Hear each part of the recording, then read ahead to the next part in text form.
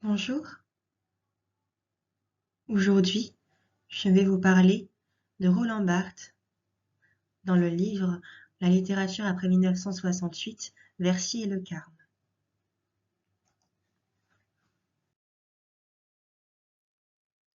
Le premier texte est Le modèle de la peinture. Suite.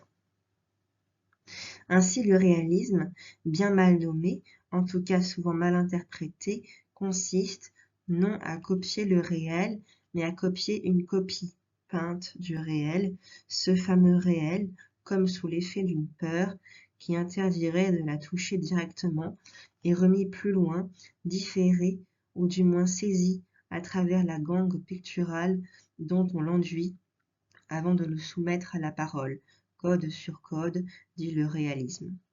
C'est pourquoi le réalisme ne peut être dit copieur, mais plutôt pasticheur. Par une mimésis seconde, il copie ce qui est déjà copié. D'une façon ou naïve ou éhontée, Joseph Bridau n'éprouve aucun scrupule à faire du Raphaël, car il faut que le peintre lui aussi copie un autre code, un code antérieur, pas plus que de Balzac n'en éprouve à déclarer ce pastiche un chef-d'œuvre.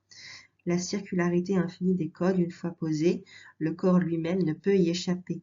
Le corps réel, donné comme tel par la fiction, est la réplique d'un modèle articulé par le code des arts, en sorte que le plus naturel des corps, celui de la rabouilleuse enfant, n'est jamais que la promesse du code artistique dont il est par avance issu. Le médecin, assez anatomiste pour reconnaître une taille délicieuse, comprit tout ce que les arts perdraient si ce charmant modèle se détruisait au travail des champs. Ainsi, le réalisme même, les codes, ainsi dans le réalisme même, les codes ne s'arrêtent jamais. La réplique corporelle ne peut s'interrompre qu'en sortant de la nature, soit vers la femme superlative, c'est le chef-d'œuvre, soit vers la créature sous-humaine, c'est le castrat. Tout cela ouvre un double problème. D'abord, où, quand cette prééminence du code pictural dans la mimésis littéraire a-t-elle commencé? Pourquoi a-t-elle disparu? Pourquoi le rêve de peinture des écrivains est-il mort? Par quoi a-t-il été remplacé? Les codes de représentation éclatent aujourd'hui au profit d'un espace multiple dont le modèle ne peut plus être la peinture, le tableau, mais serait plutôt le théâtre, la scène, comme l'avait annoncé ou du moins désiré, Mallarmé.